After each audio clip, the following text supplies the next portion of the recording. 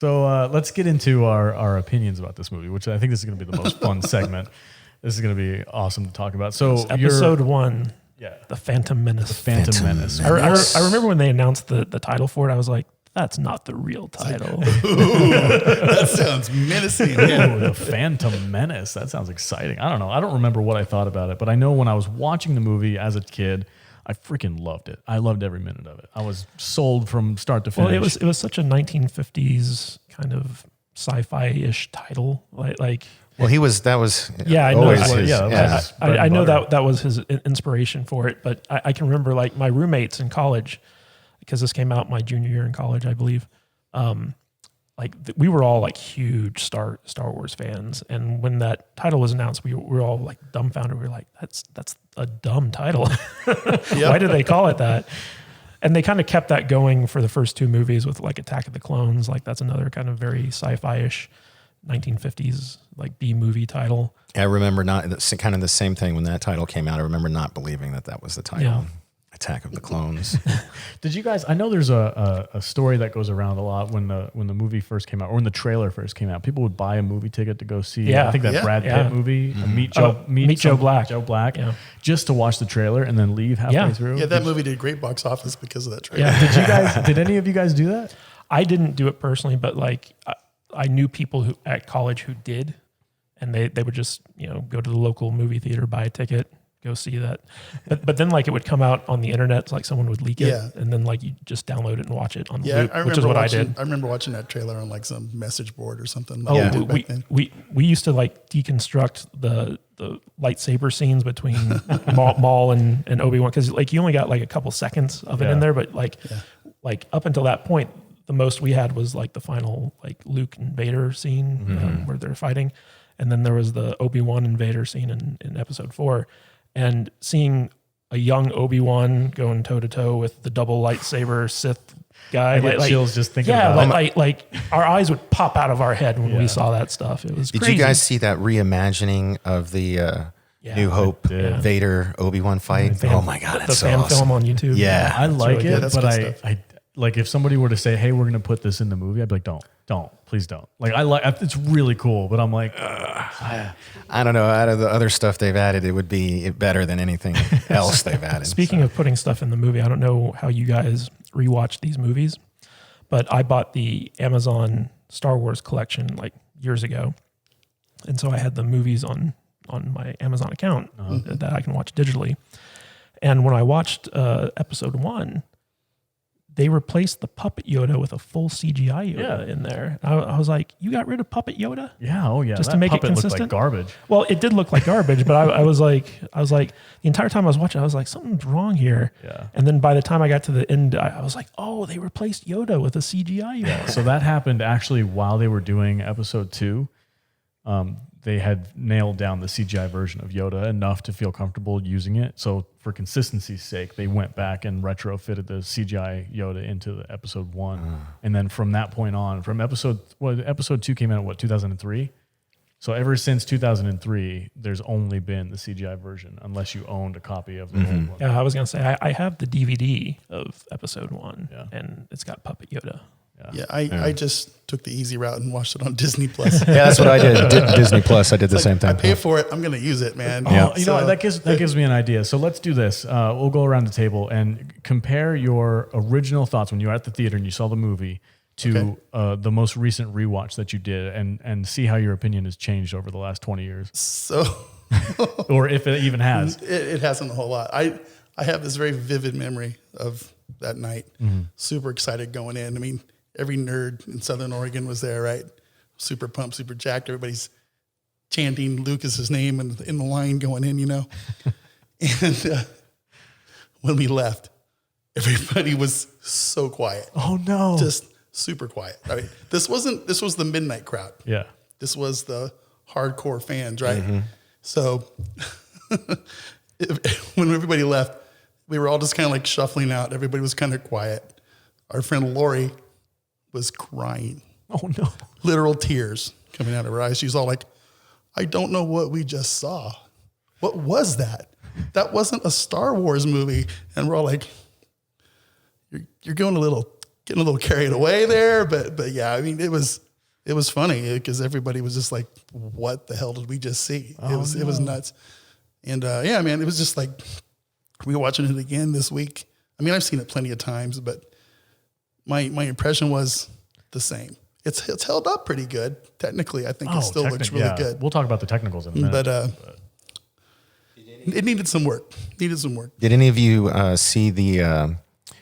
Because it was while I lived here in Vegas, I went with my friend Glenda to see it. The Phantom Menace in 3D. Yes, I did see that. Yeah, I went and saw that. I hate that they abandoned that. They should have. They just because you're a completionist, I'm sure you can appreciate that. It was just why not just finish it out? You know what I mean? It's like, I don't know why. Yeah, because I remember they announced it was like a big thing. They announced 3D Star Wars, and then I think something happened with the sale. And that's what changed it. Like, I guess, like they sold it to Disney, and Disney didn't want to do that or something. I think you would probably know better, Matt. First time hearing of it. Actually. Okay. Yeah, they did it. They did episode 1 in 3D, and then they just abandoned it. They didn't release the other 2. Yeah. I remember actually enjoying that, which I thought was weird. Yeah. I remember watching this movie, and as soon as the Trade Federation guys started talking, I was like, "What did you say?" I was like, "What is going on? This is ridiculous," because nothing matched them. It was just like they're going to get in trouble for being racist now, because definitely Asian stereotypes with the Trade Federation guys. And then Jar Jar showed up. Yeah, the moment Jar Jar showed up, the whole movie got derailed. Like I remember when I first saw it in the theater, I was like super on board. I was like, oh, they said I have a bad feeling about this. There's lightsaber battles, droids. Like 3 seconds into the movie. And then like as soon as Jar Jar shows up and he's doing his whole like Misa Jar Jar Binks thing, I was just like, oh no. And I had to be like, I really hope that he's just in the first part of this movie and then he just wouldn't go away. Danger, Will Robinson, danger.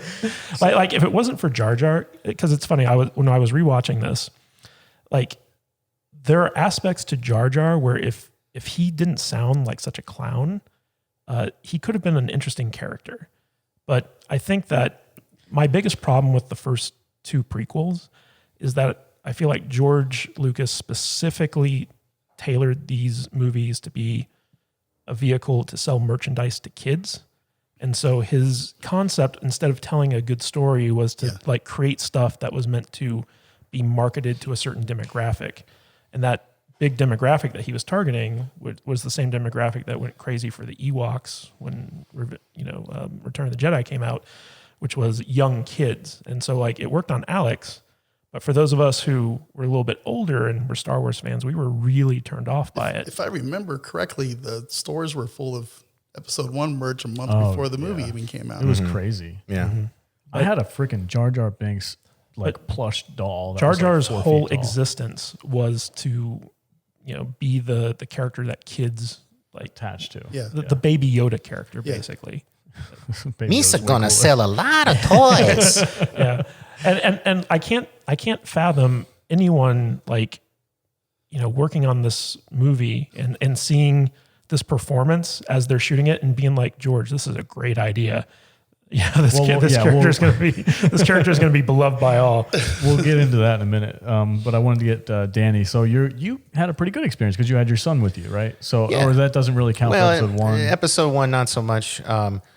We did see the midnight showing, so it was probably and he wasn't even like quite 1, so he was still like we were holding him and stuff. So what about you? What was your experience when you saw it then? And then did you continue to like it moving forward, or did it fall apart for you? So I saw it a few times in the theater, and just because like I didn't want to hate it, you know what I mean. So like you'll watch a movie again just to give like I want to like this movie, and so like by the 3rd time I was like, it felt like I was like, so the Jedi are like pawns for the government, basically being sent to negotiate trade deals. Yeah. And they were like a weird like 5th pillar of government. Yeah, thing. Like they were never. It was never really clearly defined what their role in the Republic was. They're the keepers of peace. Especially, by this point, like there's none of this. We have no information basically on their government involvement. Basically, is what they're like another division of a form of government. And that's a real problem with the prequels in general, is like it's so badly defined what everything is and how it works together. Like nothing in these movies makes sense. I was going to ask you guys, who do you think is the main character of episode 1? There is no main character. That's one opinion. Is there anybody No, else? it's absolutely true. Like if you analyze this episode 1 from just like a straight story perspective, it has no main protagonist. It really doesn't, because it starts out you're following Obi-Wan and Qui-Gon, and then you're introducing Anakin. It is very much like an ensemble. So the definition of a main character is the character whose actions and decisions drive the action forward, and who also it has the most transformative arc throughout the course of the movie.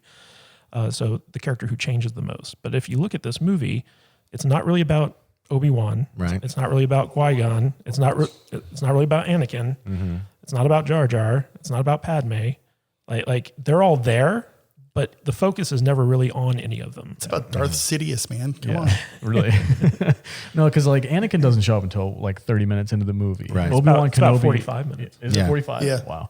Obi-Wan Kenobi like just is nowhere to be seen for a good chunk of the movie. Yeah, while he they're on just Tatooine. disappears. Disappears for a Like, while. you're going to stay at the ship. I think the only one They rose tea coder. the only one that we're consistently with is Qui-Gon. Qui-Gon. From the beginning to the end, Qui-Gon is pretty much always in the center of attention. And you know what's funny, when I was rewatching this, and it was something I'd never picked up on before, but while I was watching this, I was like, you know what? Qui-Gon's kind of a dick. Yeah. like he's a real asshole.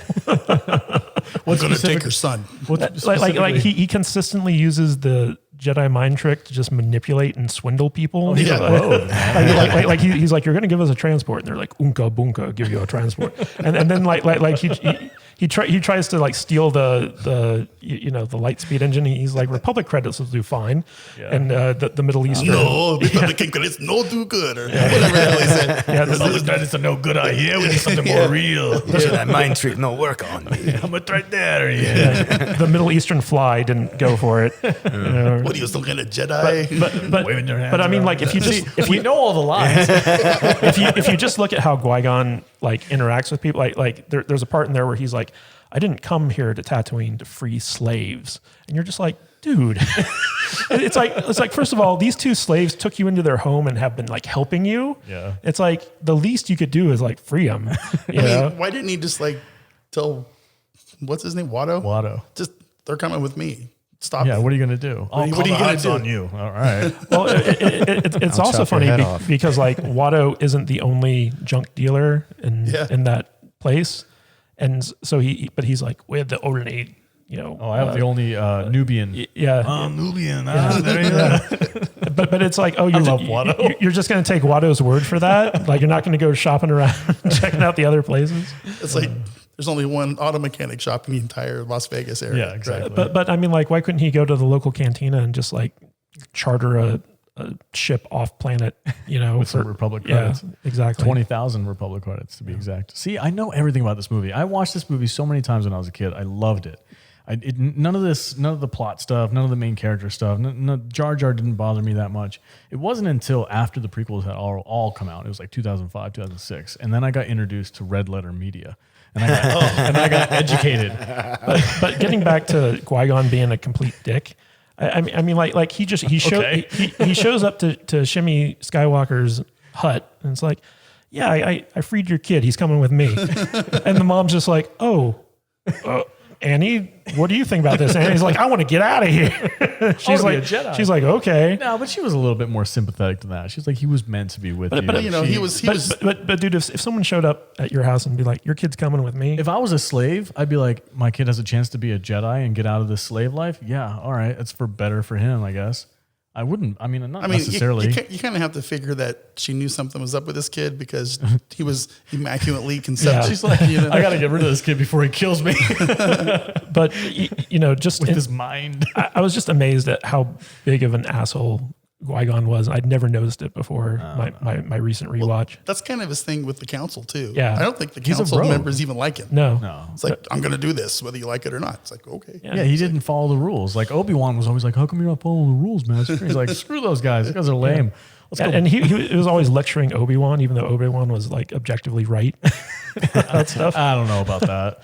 Obi-Wan was a book nerd. He kind of was just like, well, but the rule says I can't do that. Qui-Gon's like, so what? Just do what's right. No, but if you really think about it, so everyone was telling him like, don't train this boy, and he's like, I'm going to train the boy, and then his dying wish is like, Obi-Wan, train the boy.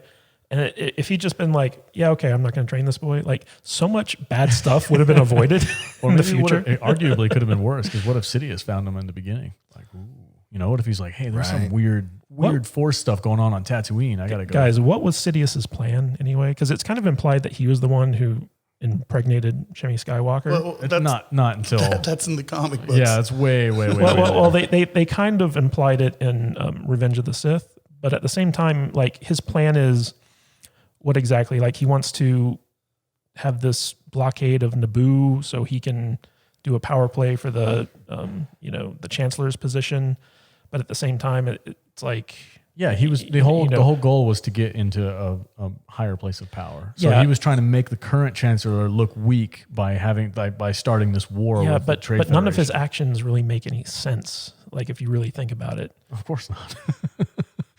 This is like going deep into the weeds on that one. It's just one of the flaws of the movie. Yeah, it's just it was a plot for the sake of a plot. Like Yeah. I need to get from point A to point B. It doesn't really matter how. Just make it happen. Like I don't think they ever really. I mean, he did this. George did this in like 1 or 2 drafts, and there wasn't Lawrence Kasdan there to kind of check him and be like, hey, this doesn't make any sense. Let's flush this out. It was all George.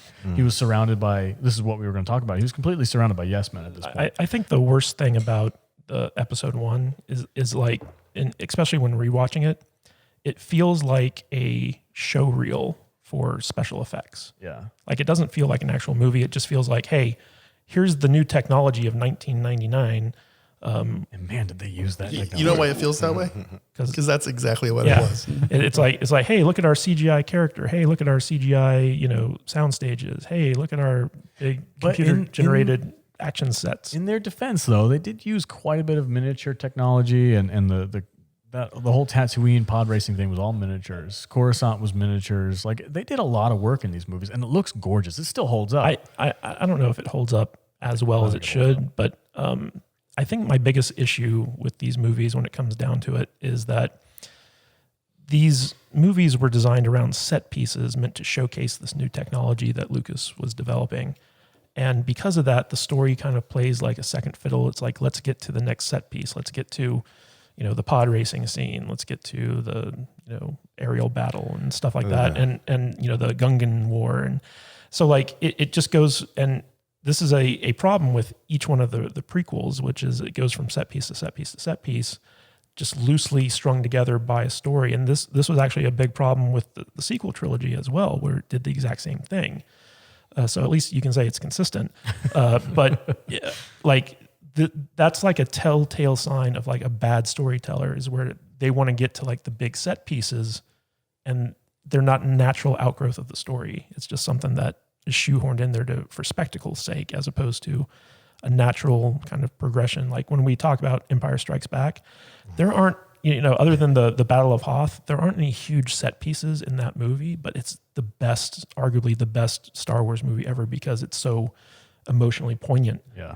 And none of that is present in the prequels, in my opinion. Dan, you said you looked like you were going to say something. Yeah, so no, I was just going to say, you reminded me, if you ever want to test out a new surround sound system, that pod racing scene is tits for that. It really is. I there's no complaining. Or there's still bubbles. I love that, man. I mean, taken in isolation, like that scene's great. Yeah. But as a part of a larger story, it's just shoehorned into that movie because there's really no reason why they have to do a pod race in order to get that engine. He had to win the bet so he could get set free. It was a very complicated way of freeing a slave and getting enough money to get off the planet. Yeah. But I love it. I mean, frick, dude, that pod race was dope. I loved it. Every minute of it. I was like, yes, this is I love that arguably the best game. part of the movie. The arcade game's great. Yeah, the N64 version too is pretty good. Yeah, I don't know. I don't have any complaints about as far as like the sound design with Skywalker sound and all the new technology that George put in place, except for maybe the Gungan battle. I don't feel like aged very well, but the rest of it, it's gorgeous, man. I tend to make things up that weren't probably supposed to be there in my head. What? It's like It really grosses me out when I see little Anakin talking to Padme, knowing they're going to hook up later. Oh, yeah. You know, it's How weird. old, how old was she in this movie? Or not Natalie Portman, but the actress. I think she was The character. She was like 15, right? 14 or 14 15. or 14 15. and 15. So So she's it's like a 4.5 year difference. Yeah. 5 year Can you difference? guys explain the Naboo system of government to me, where they elect a 15-year-old girl to lead them? well, she's just a figurehead, right? Yeah, She didn't more really. or less. Yeah. But she got But voted into no, that. she's not just a figurehead, because the whole premise of the invasion is to capture her so she can sign a treaty to make the invasion legal.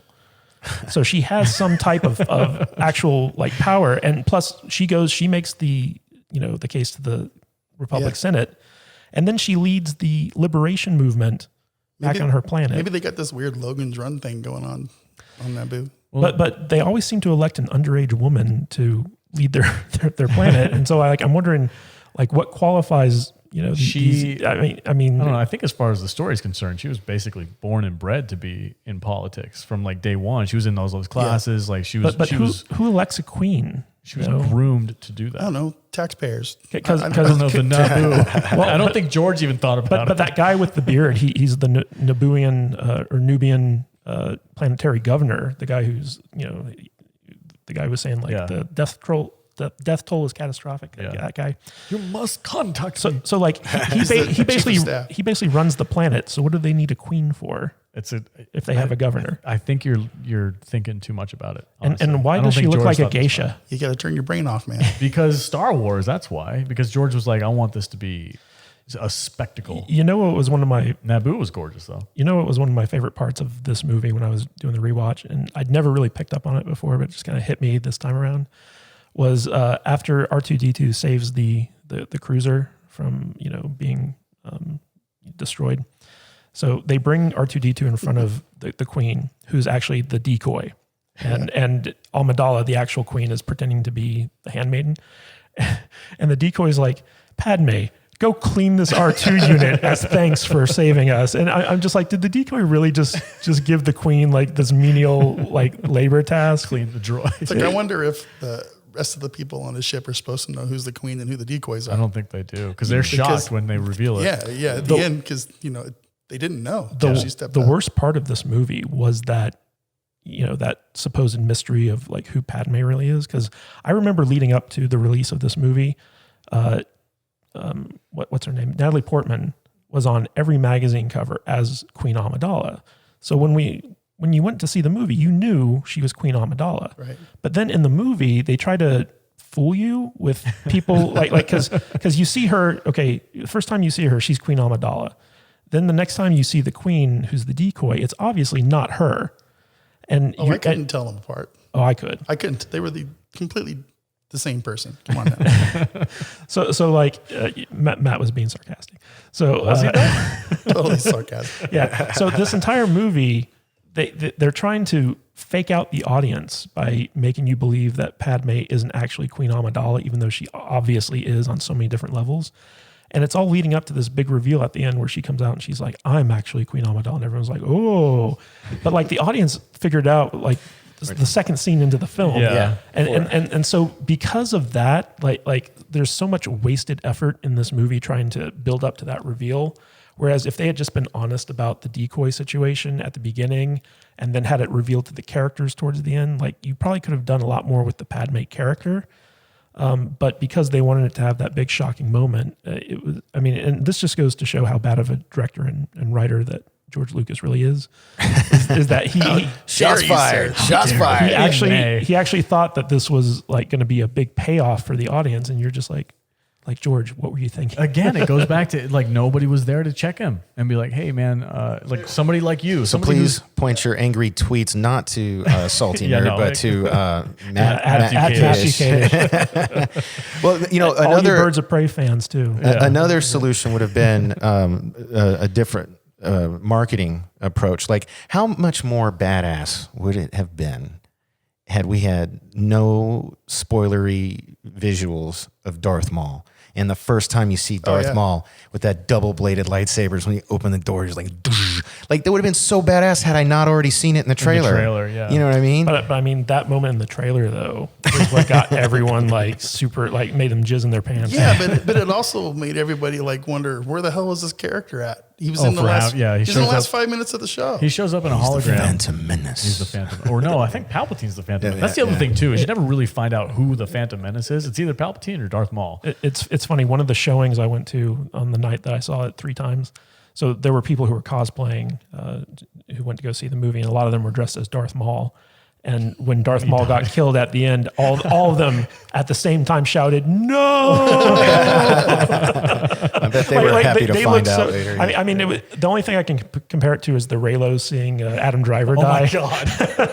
in The Rise of Skywalker. Yeah. That's the only comparable thing I can think of. It's so funny. I mean, there's so much to love about this movie that it's like he had equal parts awesome. Everything's gorgeous and pretty, and this is so cool. It was gorgeous and pretty. And then there's equal parts cringe, where you're just like, why? Aren't you an angel?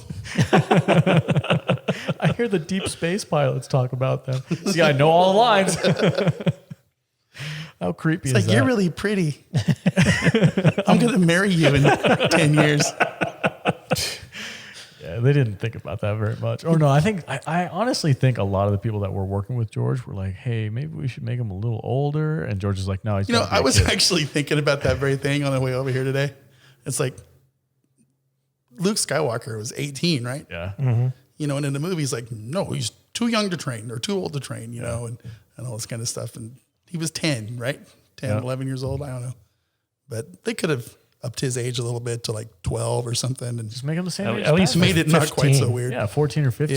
Yeah. It would have been able to sell. Could have gotten a better actor for the character too. Oh, yeah. That poor kid. I kind of feel I bad do for feel him. bad for Jake Lloyd. Like, Because, man, we were ruthless to that kid yeah. on the old internet. the Oh, last come 20 on. He years. still has Jingle All the Way. So what you're saying is Star Wars fans have always been toxic? Always. Always. 100%. Not today's stuff's a little bit next level, but yeah, there's. I mean, it's always been there. It's rough though. I do feel bad for that kid because he didn't deserve it. And George, I don't feel like George protected him very well. You know what though, Alex, because you're such an outspoken critic of movies that are based around kids, I'm actually surprised that because, you know, we talked about earlier how this film felt like it was specifically manufactured to sell stuff to kids. Yeah. And a big part of that is to have the kid surrogate where like the 10-year-old can be like, oh, that's me up there on the big screen. I can do amazing things too. And like, if you look at the first 2 movies, episodes 1 and 2, they have kids in them fairly prominently. And because of that, the movies just feel so dumbed down. And by the time you get to Revenge of the Sith, like it feels like George kind of wisened up a little bit and was like, okay, we're going to make this more for the adults. Yeah. And it's widely agreed that Revenge of the Sith is the best of the prequel trilogies. And I think it's because like he stopped trying to be all family friendly, because the whole purpose of creating like the droid army and stuff like that was so he could kill bad guys without actually like killing people, you know, this was during the era where they were replacing guns with walkie-talkies and ET and stuff like that. And so Lucas was very like cognizant of these, you know, what he was putting out there. And he was really trying to gear these movies towards children. And that was a big mistake on his part, I thought. And you really don't see anything get killed in these things, right? Except for droids and stuff. Well, you see a lot of aliens get killed. Well, Geonosians. Qui-Gon, man, that was, you know, that was a rough one. Yeah, that was No blood though. No. Well, his no, it was more like a singe mark, okay. like a burn. It wasn't blood. And even when there was red mist when he cut Darth Maul in half. That was cool. Yeah, I remember red that. mist came up because that makes sense. But whatever. you know, there people were getting hit with green balls of whatever. No, they're blue. The blue energy balls. Yeah. I don't understand what those things were either, but I don't know. The most redeeming thing about this movie is the last battle, because I mean, we have to agree that is a huge like plus for this movie. How amazing that last battle was. You know what? Like when I first saw the final lightsaber duel, I was blown away. But upon each time I'm watching it, I'm just like, what is that room? Why are those shields on like a timer? You know, like what's their purpose? Like what function do those shield things serve? Where they like disengage and then re-engage, and like nothing in this movie actually makes any real Why is there a sense. 10-mile deep pit in the middle of the city? in the middle of Naboo, Under the palace. No there's less. like plasma shooting out of the ground. These bridges that look like they belong in a video game. It's beautiful. It's beautiful, but it makes no sense. You can't think about it. Yeah, I mean, like if like just basic safety standards would have handrails. At the very least. Okay, There's no safety rails in any Star Wars movie. Empire Strikes Back. That whole place was guarded up by With Cloud City? Yeah, Cloud City had guardrails in the Darth Vader fight. And because Lando was in charge. So did so did the Death Star and